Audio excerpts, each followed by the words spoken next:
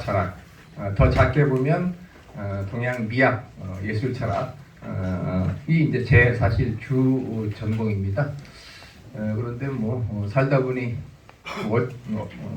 이상스럽게 제가 이 풍수명리 철학회를 만들게 됐고, 그리고 또 회장 역할을 또 맡게 됐는데, 제가 주로 발표하는 것은 그 풍수명리라고 하는 이 기존의 잡과에 속했던 이 분야를 어떻게 보면 철학적 측면에서 현대적으로 재해석할 것인가라고 하는 이런 점에 대해서 조금 관심을 갖고, 그러한 어떤 관심이 제가 오늘 발표하는 조선조 유학자들의 풍수명리 인식이라고 하는 조금은 두루뭉술한 그런 어떤 발표로 이어지게 되었습니다. 주로 우리나라 고전에 있는 그런 어떤 풍수 명리 관련된 그런 내용들을 제가 조금 이것저것 좀 주워 모아가지고 내 나름대로 좀 정리를 해본 그런 글에 해당한다라고 그렇게 말씀을 좀 드리고자 합니다. 일단 파워포인트를 준비했으면 아무래도 이렇게 여러분들이 좀 이렇게 발표를 듣기 좀 편할 텐데, 일단 제가 발표된 원고를 읽는 식으로 그렇게 진행을 하겠습니다. 시간 관계상 인용문은 대강 건너뛰는 그런 발표를 진행을 할까 합니다. 시계가 없구나, 여기가. 대강 시간 되면 알려주세요. 예. 자, 먼저 들어가는 말을 좀 보겠습니다. 여러분들이 잘 아는 조선조 마지막 유학자라고 할 수 있는 매천 황현 선생이 자신의 백모를 이제 장지에 이렇게 장지를 잡으려고 나름대로 이제 어떤 그런 정황에 처했을 때 시를 읽습니다. 그 시에 관한 내용의 어떤 핵심은 뭐냐? 황현은 사람이 신선이 될 수 있느냐라고 하는 것을 비유해서, 만약 신선을 자기가 볼 수만 있다면 풍수지리설을 믿을 수 없다고. 그러니까 신선을 볼 수 있으면은 내가 이런저런 어떤 기존에 좀 여러 다양한 우리가 어떤 합리적으로 이렇게 믿을 수 없는 이런 것들을 믿을 수가 있지만, 그러나 이제 신선이 되는 그런 어떤 것을 볼 수 없다라고 한다면 결과적으로 이제 풍수지리설도 믿을 수 없다라고 이렇게 읽고 있지만, 그러나 당시 풍습이 이런 풍수지리설에 따라서 이렇게 장지를 정하는 또 이런 것도 내가 따르지 않을 수 없다라고 하는 이제 그런 어떤 내용의 시입니다. 자, 이런 점들을 보면은 조선조 유학자들의 어떤 풍수설의 어떤 양면성을 보여주는 것이 아닌가라고 그렇게 생각이 듭니다. 자, 그런데 이런 풍수 및 어떤 이 명리설에 대해서 타산 정약용은 이 목리심서에서 수령의 직분에 대해서 다음같이 말한 바가 있습니다. 자, 핵심은 풍수, 두수, 관상, 추명, 복서, 파자를 요괴한 것이다 라고 이렇게 규정하고, 또 허탄한 술책, 그리고 나아가서는 정사를 문란케 하고 화를 취하게 한다라고 이렇게 부정적으로 평가를 합니다.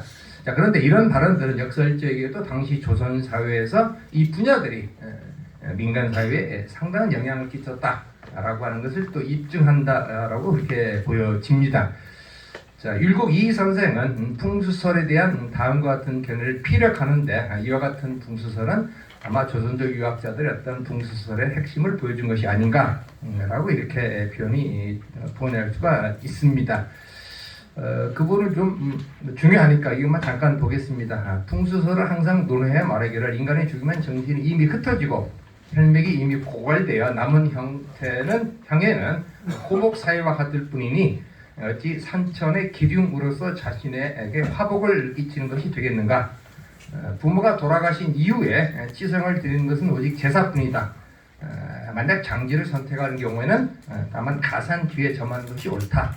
우리가 흔히 풍수의 어떤 길지를 택하는 그런 것과, 그 다음에 이제 어떤 효도라는 개념의 어떤 이 두 가지의 관계성을 이런 식으로 이렇게 말하는 것이 아닌가라고 그렇게 생각합니다.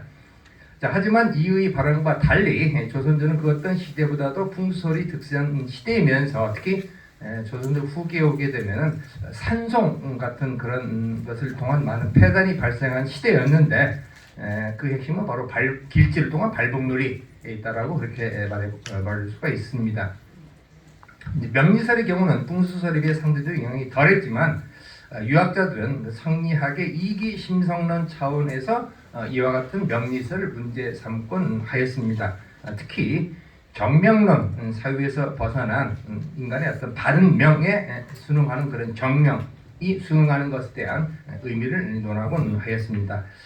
자, 이 글은 풍수설과 명리설이 옳은지 그른지라고 하는 것을 논하고자 하는 것은 아닙니다. 다만 조선조 유학자들이 제기한 풍수설과 명리설의 문제점, 우리가 조선조 과거와 관련해서 대책문이라고 하는 게 있습니다. 그런데 이런 그 대와 책에 관한 그 문에서도 풍수 명리에 관한 그런 어떤 논의가 있습니다. 그런 대책문을 통해 조선조 유학자들의 풍수와 명리에 대한 인식을 규명해 보고자 합니다. 두 번째, 조선조 유학자들의 명리 인식. 자, 먼저 조선조 유학자들의 명자에 대한 대략적인 견해를 살펴보도록 하겠습니다. 자, 조선 유학자들이, 이건 조선조뿐만 아니라 유학자들의 명에 관한 논의에서 가장 자주 언급되는 것은 맹자 진심장 상에 있는 그 당과 같은 말입니다. 이건 아주 중요한 거기 때문에 간단히 좀 읽겠습니다. 명 아닌 것이 없다고 하겠지만 그 중에서도 정명, 즉 바른 명을 순리로 받아야 할 것이다. 자신의 도리를 다하고서 죽음을 맞이하는 것이 바른 명이고 질곡에 매여서 죽는 것은 바른 명이 아니다. 자, 그런데 이렇게 명 아닌 것이 없다라고 하는 이런 이 말을 하면서도 왜 바른 명을 강조하는 것일까요? 라는 이 부분을 우리가 좀 한번 생각해 볼 필요가 있지 않나라고 그렇게 생각됩니다. 즉 이런 점에서 유학에서 말하는 바른 명이 명리학의 관점에서는 어떻게 규명할 수 있는지, 그리고 이제 이 바른 명이 명리학의 관점에서 논의 대상이 된다면 어떤 의미를 지니고 있는지, 특히 이런 바른 명을 통해 강조하자는 군자 혹은 선비의 삶이 주어진 어떤 숙명에 따라서 결정된다라는 그 정명론의 사유에 또 어떤 영향을 끼치고 있는지라고 하는 것을 좀 논의할 필요가 있지 않나라고 이렇게 생각이 듭니다. 성제 유중교라고 하는 분은 화서 이양로에게 맹자가 말한 막비명야라, 명 아닌 것이 없다라고 말한 것에 대한 상관의 대화를 통해 이런 점을 좀 더 구체적으로 살펴보도록 하겠습니다. 자, 이능은 넘어가겠습니다. 명이 사람이 힘으로 움직일 수 없는 하늘이 만든 것이지만 한 인간의 행동 것에 대한 책임을 왜 사람의 행위에 따라서 그 결과를 따지느냐라고 하는 것은, 이런 질문은 후천적으로 한 인간이 어떤 삶을 지향하고 행위하는 것이 이자가 의자로 뒤집어졌네요. 올바른 것인지와 관계가 있다고 봅니다. 구체적으로 말하면 육아가 지향하는 군자 혹은 선비의 삶과 관련이 있다라고 보여집니다. 자, 이런 질문에 대해서 이 화서 이양로는 다음과 같은 답변을 합니다. 자, 이양로의 이 답변은 우리가 이 성리학의 이기설, 이기심성설, 그리고 천리 인용론 이라고 하는 것 관련된 상당히 중요한 그 발언이다라고 그렇게 보여집니다. 자, 이양로의 이 글은 성리학의 이와 기, 천리와 인욕, 도심과 인심을 통해 명을 철학적으로 규명한 것으로 이기심성론 차원에서 명리를 어떻게 이해할 것인가라고 하는 유학자들의 명리관의 핵심에 속한다라고 보여집니다.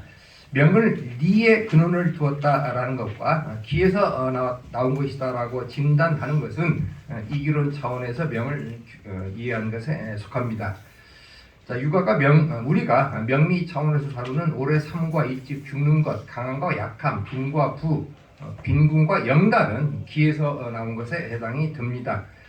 자, 이런 점에서 옥동이서, 성우 이익에 배다른 형입니다. 이게 옥동이서는. 옥동이서는 명을 본연지 명과 기수지 명으로 구분하는데, 본연지 명도 명리학의 대상에 속하는 건지라는 것을 또 논의해 볼 필요가 있고, 왜냐하면 주로 기수지 명만을 명리학에서 논의하는데 이 본연지 명은 그렇다면 명리학과 전혀 관련이 없느냐라고 하는 걸 논할 필요가 있다는 겁니다. 자, 이런 관점에서 그리고 본연지 명과 기수지 명의 차이점이 무엇인지도 논의해 볼 필요가 있습니다. 즉 이와 기는 서로 떨어져 있지 않다. 이기 불상리 성리학의 대명제 중에 하나입니다. 그렇다면 본연지명과 명리학의 기수지명도 관련이 있지 않나라고 이렇게 볼 수 있다는 것이죠.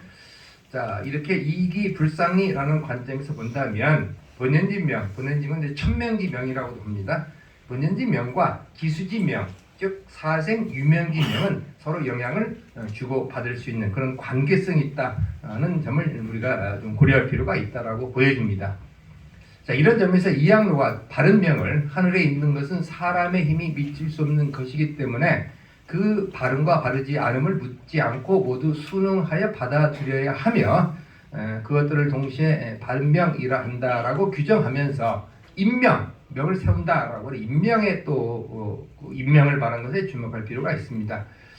자, 하늘과 사람에게 하늘의 리가 유행한다는 점에서 거론하는 명에 대한 이해가 명리 차원에서는 어떤 의미가 있고 또 바른 명 아닌 명을 세운다라고 하는 것이 갖는 명리학적 효용성과 의미는 무엇인가에 대한 철학적 규명이 필요하지 않을까 생각이 듭니다.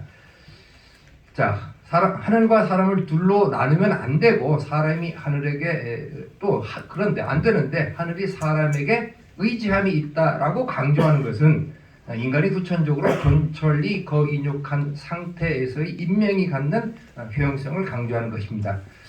사람이 하늘의 명을 기다릴 것이 아니라 라고 하는 것은 타고난 운명대로 살아야 된다는 그런 정명론적 사유를 거부하는 것입니다.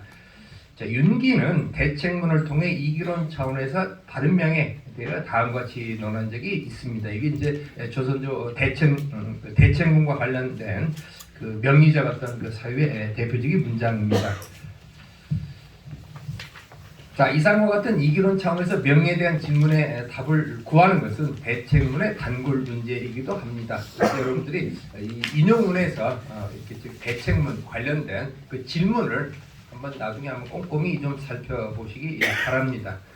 예컨대 대책문은 여러분 잘 알다시피 조선제적 과거를 통과한 33인이 제일 마지막 이 대책문을 통해서 순서가 정해집니다. 그러니까 이제 1등, 2등 이런 식으로 그런 점에서 상당히 또 철학적 질문들이 많고 그런 어떤 대책문을 통해서 당시 위정자가 어떤 문제의식을 가지고 있는가라고 하는 또는 정치적 어떤 그 정치 철학을 갖고 있는가라는 이런 점들을 우리가 잘 볼 수 있습니다. 자, 이런 점을 노촌 임상덕이 쓴 것으로 알려진 기수지명에 관한 견해를 통해서 살펴보도록 하겠습니다. 이 기수지명에 관한 그 견해가 결국은 이제 이 명리학에 대한 어떤 핵심적 문제를 잘 보여주고 있다는 것이죠. 자, 방금 말씀드린 대로 아래 글은 과거 시험에 합격한 30상인에게 행한 질문의 내용으로 이런 질문을 통해 유학자들이 명리에 대해서 어떤 생각을 가지고 있는가를 알 수가 있습니다. 자, 다음 페이지 인용문 넘어가고 맹자가 말은 앞서 말씀드린 대로 모든 것이 명 아님이 없으나 그 바른 명만을 순하게 받아들인다라고 말하는 것을 기수의 운명을 가리킨 것이다 라고 규정한 것은 유학자들의 기본인식에 해당이 됩니다. 그런데 유학자들은 기본적으로 기수의 운명도 인력이 바꿀 수 있다라고 봅니다. 즉 사람에게는 수양으로 수명을 연장하는 방법이 있고 이게 이제 가장 극단적으로 나아간 것이 우리가 후천적 어떤 학문과 노력을 통해서 신선이 될 수 있다라는 우리가 신선 가학론 가을 가짜다 배울 학자라는 신선 그 가학론에 해당이 됩니다. 자, 나라에서는 하늘에 비록 국명을 연장시킬 수 있다는 방도가 있다라고 하는 것은 정명론 주어진 운명을 따른다라는 그런 정명론 사회를 비판한 것에 속합니다. 자, 그렇다면 맹자가 말한 운명을 순하게 받아들인다는 말이 문제가 될 수 있는데 과거 급제자들은 어떻게 생각하느냐라는 질문이 이제 바로 윤기의 대책문의 핵심입니다. 자, 중국 철학사에서 인간의 명예에 관한 언급을 할 때 구체적인 사례로 거론하는 것은 공자와 안자, 즉 안회 또는 안연의 운명에 관한 것으로 이것에 관한 그 임상덕의 질문을 통해 살펴보도록 하겠습니다. 자, 공자같이 위대한 분이 제대로 지도 얻지 못하고 부귀영화를 누리지 못한 또 안영과 같은 공자 수제자가 단명한 건 이건 무엇 때문에 그러느냐라고 하는 이런 어떤 그 질문입니다. 이런 점에 대해서 우리가 여러분들 주자라고 부르는 분이 공자가 녹위의 명예를 누리지 못한 것은 상리가 아니다라는 입장을 좀 견지합니다. 기본 좀 궁색한 좀 그 답변 같은데 아울러 기수의 차가 공자가 살았던 시대에 그게 일이기 때문에 이런 어떤 점이 일어났다라고 말합니다. 자, 그런데 중용 17장에서는 큰 덕을 베푸면 반드시 그 덕을 베푸는 것에 따른 지위를 얻고 녹봉을 얻고 이름을 얻고 오래 사는 것을 얻는다. 그러므로 큰 덕을 가진 자는 반드시 천자의 명을 받는다라고 하는 말을 합니다. 자, 그래 이런 점은 앞서 임상덕이 말했던 내용과는 또 다른 예에 속한다라고 보여집니다. 만약 주어진 운명을 받아들인다는 정명론을 무비판적으로 받아들인다라고 한다면 큰 덕을 베푸는 것 여부에 상관없이 지위와 녹봉을 얻는 것, 이름을 얻는 것, 오래 사는 것을 얻고 더 나아가서는 천자가 될 수 있는 그런 하늘의 명을 받을 수 있는 그런 것이 가능해야 된다라는 이야기입니다. 자, 이런 점에서 유학자들은 정명론 사유 위에 그러니까 발음이 똑같다 보니까 좀 헷갈리는데 운명론 사유, 운명론 합시다. 운명론 사유 위에 정명을 순리로 받아들일 걸 강조합니다. 자, 아울러 사람이 오래 살고 일찍 죽고 귀하고 천한 것이 마치 정해진 운명이 있고 국가의 흥망도 정해진 운명이 있는 듯하다라는 말은 명리학에서 말하는 기본적인 내용에 속합니다. 다만 그 까닭이 무엇인지라는 것을 규명하는 것이 이제 대체문의 질문입니다. 참의학과 농명서에서 말한 내용이 전부 틀렸다는 것은 아니라는 그런 어떤 그 전제 조건 하에서 참의학과 농명서의 예언적 발언이 맞는 경우는 인간의 살아온 역사를 참조하면 간혹 맞는 경우가 있습니다. 다만 이제 이런 어떤 그 사유를 군자가 취하지 않는 것은 이치상에서 그 참의학과 농명서에서 말한 것이 문제가 있다라는 그런 이야기인데, 그렇다면 이치상에서 문제가 있다면 그게 무엇이냐라고 하는 그런 어떤 질문입니다. 자, 충신과 의사들이 사람은 태어나면 반드시 죽고 나라는 일어나면 반드시 망한다라고 하는 것은 천지자연의 운수라는 걸 알지만 비분 간격하면서 온 정성을 다해 국가를 위해 헌신하는 것은 기수의 이치에 어두운 것인지 아니면 기수를 알지만 그 같은 애국 충정 행위를 하는 것이 어떤 의미가 있는지라는 걸 규명해 보라는 것입니다. 자, 그들이 만약 그 기수의 이치를 알지만 그 기수의 이치에 상관없이 행하는 행동이 있다라고 하면 그것이 결국은 무슨 의미인지라는 것을 이제 질문한다는 것이죠. 사실 이런 질문은 명리적 입장에서 볼 때 핵심 질문은 아니지만 군자의 삶을 요구하는 유학자들에게는 매우 중요한 질문에 해당이 됩니다. 자, 이런 점에서 신구라는 분은 군자는 기수의 명을 명예를 하지 않는다라고 이렇게 규정을 해버립니다. 신구는 하늘이 만물에 부여하여 바뀔 수 없는 것은 본연의 명이며 사생 화복이 사람에게 따르는 것은 기수의 명이므로 사람으로서 할 수 있는 데까지 최선을 다하고 그 결과는 하늘의 운명에 맡기는 것이 군자의 처세라고 하는 그런 내용을 피력하고 있습니다. 이런 때 하늘의 명이 바뀔 수 있지 않나라는 그런 것도 한번 생각을 해볼 수 있다는 것이죠. 자, 아래의 질문도 명리적 입장에서 규명해야 한다라는 것을 질문한 것에 해당합니다. 자, 기수와 운명의 고금의 차이가 있는지 여부를 묻는 것은 만약 명리학의 내용이 시 공간을 넘어선 불변의 진리로 인식되는지와 관련된 질문이기도 합니다. 자, 그다음에 또 다른 그 밑에 질문은 천지의 대운수가 인간 후천적 노력에 의해서 변경 가능한지를 묻는 질문으로 만약 천지의 대운수를 따를 수밖에 한다면 그렇다면 이제 문제가 되는 것은 인간의 후천적 노력은 전혀 필요가 없다라고 하는 철저한 운명론적 사유로 규결될 위험성이 있습니다. 이 부분을 유학자들은 이제 받아들일 수가 없다는 것이죠. 어느 한 국가에 큰 애군이 닥친 시대에 살았던 사람들이 큰 재앙을 입는 것이 당시 태어난 사람들의 운명이 모두 삼형을 받을 동일한 운명을 받았기 때문인가? 라고 하는 이런 질문은 많은 사람들이 큰 재난을 당한 경우에 할 수 있는 그런 대표적인 질문에 해당이 됩니다. 특히 이제 전쟁이나 또는 뭐 자연재해 같은 이런 상황에서 그 어떤 그 해를 당한 분들이 모두 동일한 어떤 운명을 가지고 태어났느냐라고 하는 그런 질문에 해당한다는 것이죠. 주희도 기에 풍부받은 바의 청탁, 후박, 천심에 따른 오래 사고 빨리 죽고 오래 살고 뭐 부하고 귀하고 빈하고 천이 있다는 자연의 수, 자연의 이치를 주희도 무시하는 바는 아닙니다. 자, 하지만 태어날 때 부여받은 기준의 청탁, 천심, 후박도 후천적인 학문과 수양을 통해 변화할 수 있다는 기질 변화론을 강조합니다. 그렇다면 이제 탐기를 가지고 태어났다 하더라도 후천적으로 내 자신이 어떤 학문을 하고 수양을 통해서 그 맑은 기운으로 이렇게 바꿀 수 있다라고 하는 것이죠. 그렇다면 이제 내가 주어진 어떤 수명에도 이것이 관련이 돼 있다라는 수명의 변화에도 관련이 되어 있다라고 그렇게 볼 수밖에 없다는 것이죠. 아울러 부여받은 명의 발음과 길을 각각 이와 기질에서 나왔다고 구분해도 이와 같은 모든 것이 하늘이 나에게 부여했다라고 하는 이런 어떤 것을 말합니다. 자, 이 같은 이상과 같은 후천적 학문 및 수양을 통해 기질이 변화하면 풍수의 길지를 통한 발복 논리도 적용되지 않는다라고 그렇게 볼 수가 있다는 것이죠. 자, 대체적으로 인간의 후천적인 노력을 통해 천지 기술을 바꿀 수 있느냐 하는 것에 초점을 맞추어진 이상과 같은 명리학에 대한 의문 사항에 대한 명리 차원의 철학적 답변이 필요하지 않나 생각이 듭니다. 명리학에서 운명론적 사유를 부정하는 이런 질문은 성리학에서 인간의 후천적 학문과 수양을 통해 기질 변화를 인정한 것과 당연히 관련이 있습니다. 만약 운명론을 고집한다면 인간은 후천적 학문과 수양이 필요 없다는 식의 논리로 귀결이 되기 때문입니다.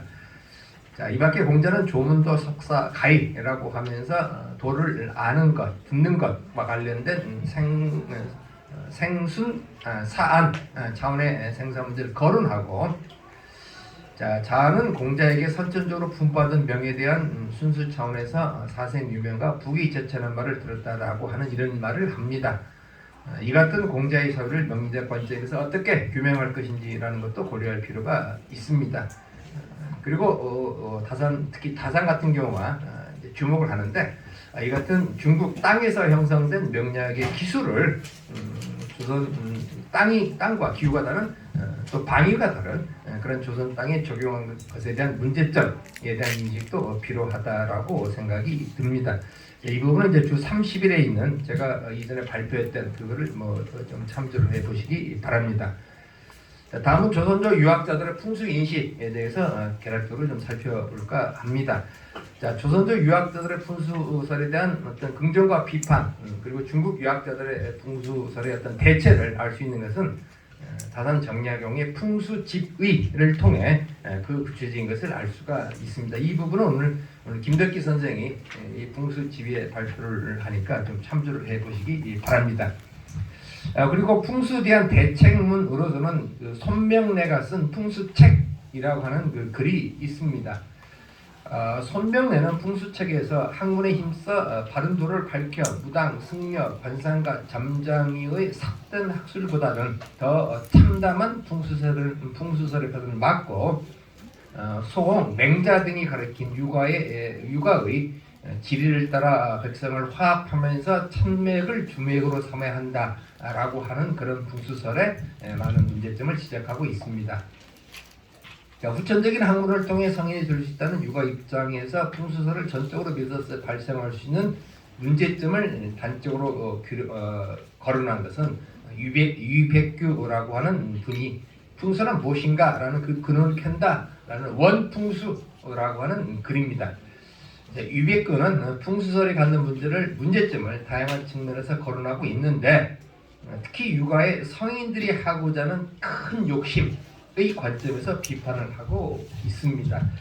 자, 이 큰 대역의 어떤 성인들의 대역이라고 하는 것은 결국은 이 만백성, 그러니까 이 하늘의 명을 부여받고 태어난 그런 인간들을 이렇게 우리 그냥 단순히 말하면 잘 먹고 잘 살고 행복하게 살고 하고자 하는 것이 성인들의 어떤 큰 욕심이라고 하는 이런 어떤 그 이야기입니다.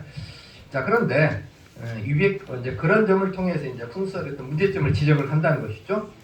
유백교는 인간을 선하게 만들고 요절하지 않게 하고 가난하게 하지 않고자 한다라는 성인관을 통해 풍수설을 맹신했을 때의 문제점을 적시하고 있습니다. 구체적으로 만약 풍수설을 믿게 되면 학교 교육 무용론이 발생합니다. 더군다나 스승 무용론이 발생합니다. 약 먹을 필요가 없어요. 의학 무용론. 그리고 열심히 농사 지을 필요가 없습니다. 그냥 주어진 운명이 내가 부귀 영화를 누리며 산다라고 하면 농사 지을 필요가 없다는 것이죠. 라고 하는 이런 점들을 이제 문제 삼고 있습니다. 야, 이 백귀 이와 같은 말에 대해 풍수를 믿는 사람들은 성인도 인간이기에 후대에 제기된 풍수설을 모를 수 있다라고 이렇게 반박할 수 있습니다. 자, 이렇게 되면은 곽박 같은 인물이 성인보다도 풍수설과 관련해서는 더 탁월한 능력을 겸비한 것이 되게 됩니다. 이거는 이 곽박의 이론 자체가 방금 그 성인들의 그런 대욕심과는 이게 또 관련이 없는, 또 상관없는 식이 되어버리기 때문에 그렇다는 것이죠. 자, 운양 김의식은 아무리 효성스러운 자식과 효순한 자손이라도 한번 장사 지내고 돌아오면 다시 분묘를 가지고 어찌할 수 없었고, 이제 그 이후에 발복짓하다 무덤을 옮기는 것에 대한 비판입니다. 죽을 때까지 그리운 마음을 기탁하면서 할 수 있는 일이란 오직 종묘와 그 종묘 제사를 올리는 것뿐이라고 하는 그런 입장에서 풍수설을 비판합니다. 이게 이제 전형적인 어떤 그 유학자들의 어떤 그 풍수설의 그 풍수설입니다. 근데 이제 이런 운양 김의식이 비판하는 풍수설을 보게 되면은 그 부분 잠깐만 보겠습니다. 만약 죽은 자에게 인지가 있는데도 혈기가 서로 감응하고 정신이 모여 있는 곳에 깃들지 않고서 도리어 이미 땅에 묻힌 마른 해골에 깃들고 산천 풍수의 기운에 의탁하여 그 자손에게 벌을 주고 복을 준다면 과연 그런 이치가 있겠는가? 만약 정령이 있는 곳이 아니라면 무지한 해골이 어찌 산천과 풍수의 기운을 감응할 수 있겠는가? 단순히 말하면 이제 동기감응설에 대한 그런 어떤 그 비판인데, 이런 점들을 보다 구체적으로 비판하는 것이 그 다음에 나오는 장황한 그 인용문입니다. 자, 사람의 장수와 요절, 가난함과 부유함, 귀함과 천함에는 모두 정해진 운명이 있으니 지혜와 힘으로 바꿀 수 있는 것이 아니라는 관점에서 본다면 자손의 화복이 모두 명당, 조상의 분묘와 관계에 있다는 말은 이치 어긋난다라는 그런 그 이야기입니다. 결과적으로 동기감응설도 문제가 있게 된다는 그런 식으로 이제 정리가 됩니다. 자, 김장생은 그 장사 지낼 만한 땅을 고른다라는 그런 그 글에서 라대경, 이제 이건 남송대의 아주 유명한 그 학자이면서 그 은인적 삶을 살았던 그 인물인데, 라대경의 말을 인용하면서 동기감응설을 비판하고 있습니다. 이 라대경의 말은 그 다산 정약의 풍수지비에서도 이게 나와 있습니다. 자, 이 글도 결국은 이제 이 동기감응설 자체를 이렇게 비판하는 그런 어떤 그, 그리고 결과적으로 이렇게 풍수가들이 이와 같이 어떤 하늘이 하늘인 까닭을 부정하는 행위라고 하는 것은 결국 풍수가들이 조물주가 아닌가라고 하는 이런 식의 좀 비판의 어떤 글입니다. 자, 다음 페이지 넘어가겠습니다.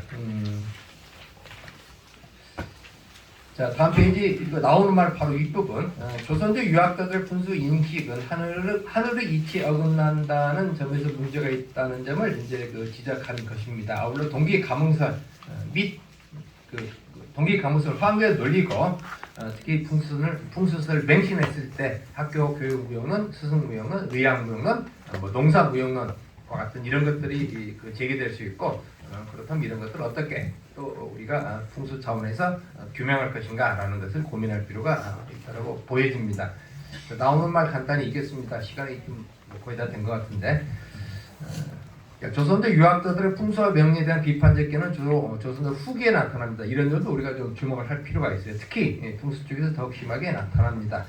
그것은 그만큼 발동 논리에 가까운 풍수설이 조선조 지배층뿐만 아니라 민간에게도 많은 영향을 주었음을 반증합니다.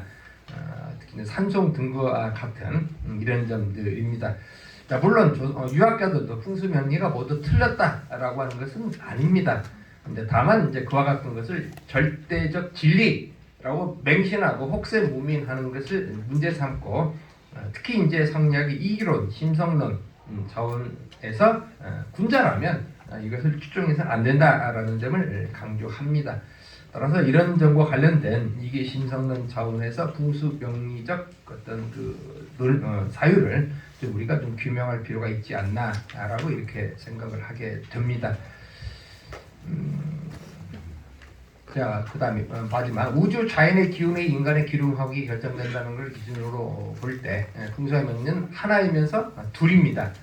풍수명리설을 맹신하는 경우 후천적인 노력을 통해 성인이 될 수 있고 신선이 될 수 있다라는 가능성을 제기하는 것은 무력화될 수 있고 교육 무용론, 스승 무용론, 의료 무용론 또는 힘든 농경적 삶을 통한 어떤 농사짓는 것 등과 같은 것들은 이제 무용론이 되지 않나라고 하는. 그다음에 이런 것들 조금 더 나아가게 되면은 태어나는 것의 시기, 태어난 시점의 기운 등과 같은 것을 기반으로 하는 이런 풍수 명리설을 맹신하는 경우 집단적 차원에서는 지역 차별, 민족 차별 등과 같은 또 이런 점들이 또 발생할 수가 있습니다. 최근 유발 하라리와 같은 경우는 의료 및 과학 기술의 발달에 의한 호모 데우스, 인간의 신이 되는 겁니다. 이제 호모 사피엔스에서 호모 데우스의 출현을 요구를 예상을 합니다. 자, 이 같은 호모 데우스의 출현은 풍수와 명리의 근간을 흔들 수가 있습니다. 자, 따라서 풍수명리가 오늘날의 여전히 우리 사회에 긍정적인 역할을 하려면 학문 차원에서 생태, 환경 차원의 풍수설의 의미가 무엇인지, 상당 심리 차원에서의 명리설의 의미가 무엇인지 등과 같은 변화된 시대상에 맞는 탈바꿈, 재해석이 필요합니다. 그리고 이전에 비해 급속도로 증가된 인구, 도시화 진행, 자연생태 파괴에 의해 변형된 우주의 기운 등을 감안할 때 오늘날도 여전히 본 글에서 풍수명리에 대한 대책문에 대한 어떤 철학적 답변이 필요한 시점이 아닌가라고 그렇게 생각이 듭니다. 자, 거칠게 조선족 유학자들의 풍수명리 인식에 관한 발표를 이상 마치겠습니다. 감사합니다.